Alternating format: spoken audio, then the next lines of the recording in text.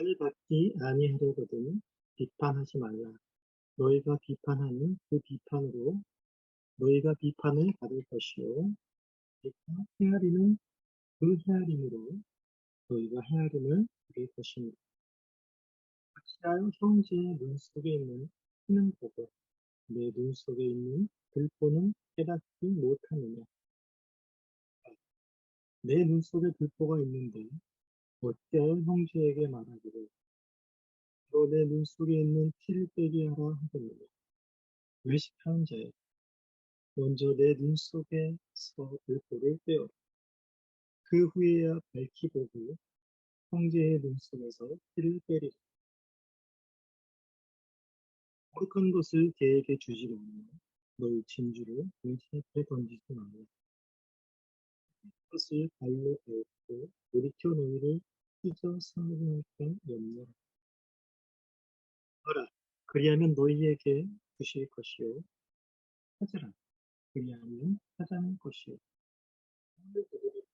그리하면 너희에게 열릴 것이며 하는 이마다 받을 것이요 찾는 이는 찾아낼 것이요 두드리는 이에게는 열릴 것이니라. 그 중에 누가 아들이 떡을 달라 하는데 돌을 주며 생선을 달라 하는데 뱀을 줄 사람이 있겠느냐. 우리가 악한 자라도 좋은 것을 자식에게 줄 줄 알거든 하나님 하늘에 계신 너희 아버지께서 많은 자에게 좋은 것을 주시지 않겠느냐. 그러므로 무엇이든지 남에게 대접을 받고자 하는 대로 너희도 시로 선지자 하나님의 말씀입니다. 하나님께 감사합니다. 네, 오늘 본문 속에서 비판하지 말라라고 말했을 때 여기서 비판이라는 말은 심판 또는 결정, 정죄 등의 힘든 의미로 쓰이고 있습니다. 본문에서는 단순히 비판을 하지 말아라. 그러면 너도 비판을 받는다. 이 경계의 말씀만을 하시는 것이 아닙니다. 이런 경계의 말씀을 하시는 것은 바리새인과 사두개인의 비판, 그들의 판단을 두고 하시는 말씀입니다. 바리새인들은 지난번에 살펴봤듯이 구제와 기도와 금식 등의 철저한 경건 생활로 인해서 자기의가 그야말로 충만한 자들이었습니다. 이런 자들이 하는 판단은 비판은 남을 살리는 것이 아니라 자신이 하나님의 위치에 앉아 정죄하고 모든 판단을 내린 것이었습니다. 마태복음 6장 37절에서는 비판하지 말라라는 이 말 바로 위에 이런 말이 선지되어 있습니다.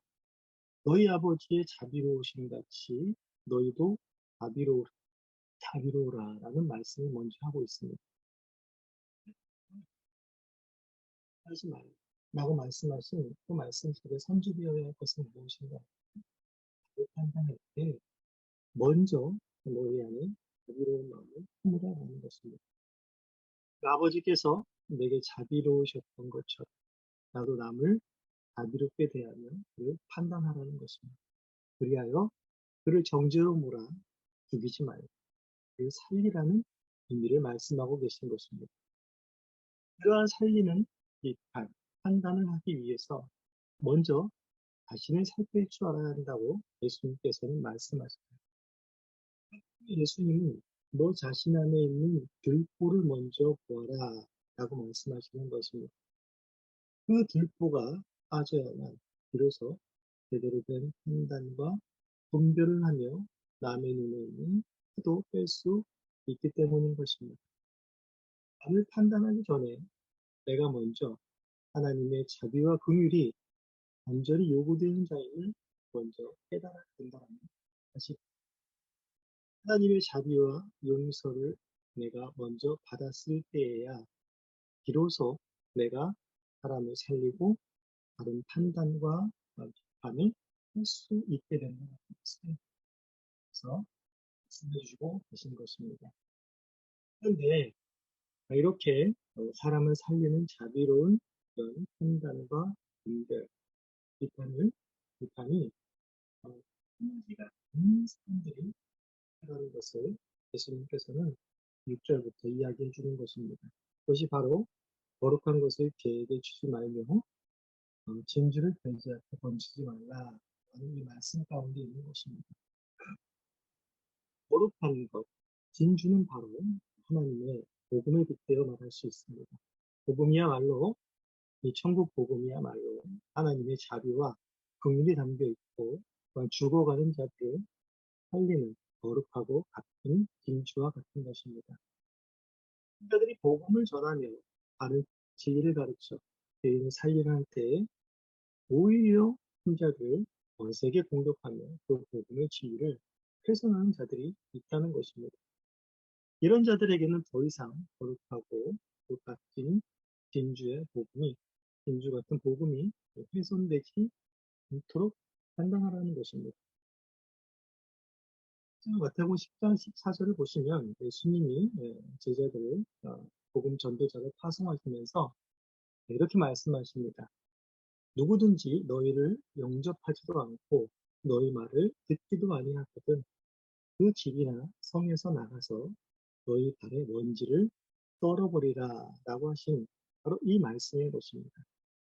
개나 돼지에게 주지 말라는 것은 아예 복음도 전하지 말아라 라는 것이 아니라 그들이 듣지 복음을 전해 듣지 않았거든 그 심판하시고서 맡기고 하나라는 의미인 것입니다.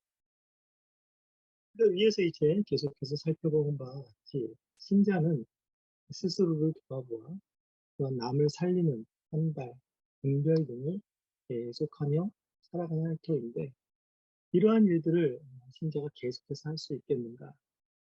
이러한 일들은 자아 성찰이나 또 역지사지의 그런 마음을 갖는다고 하여서 이러한 일이 가능할까라는 것입니다. 사실상 이것은 우리의 힘으로 가능한 것이 아닙니다. 그렇기 때문에 7절부터 이런 말씀이 나오는 것입니다. 구하라, 찾으라, 부르라. 그러면 반드시 하나님께서 이루어 주십니다. 누가복음 11장에서는 이 좋은 것을 성령을 주신다라는 말로 있습니다. 그래서 이것이 신자들에게 가장 필요한 것이요, 가장 소중한 것입니다.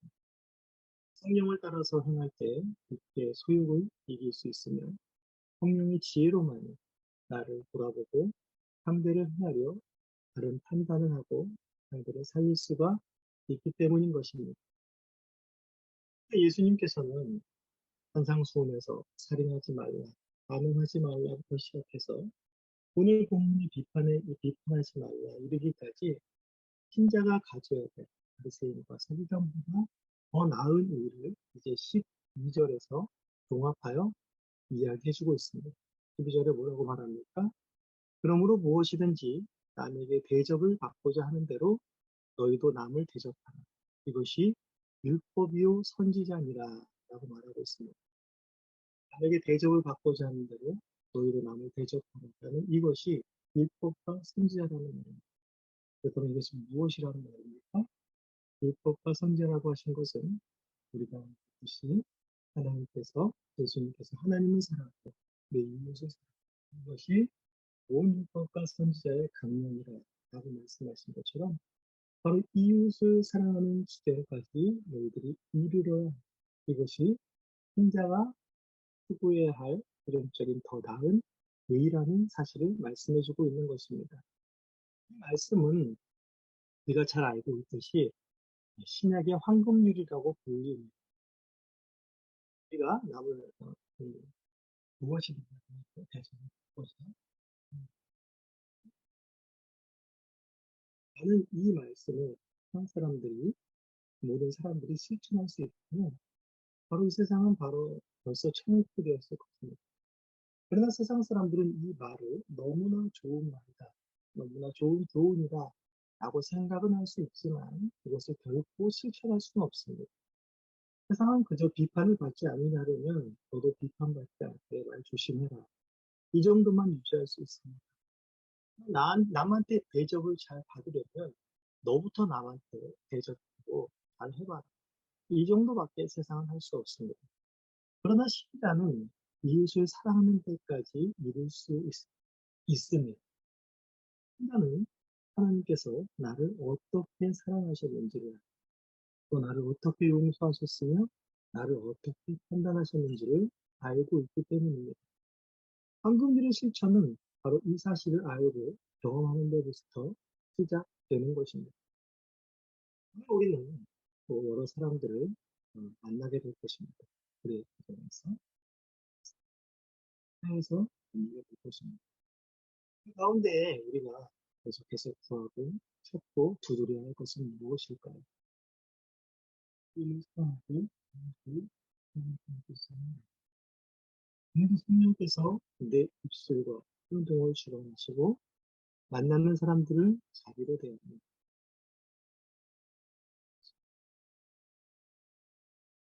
이 시간에 우리는 세상의 빛과 소금으로 더 나은 의를 사모하고 실천하는 삶을 계속 살아가는 것이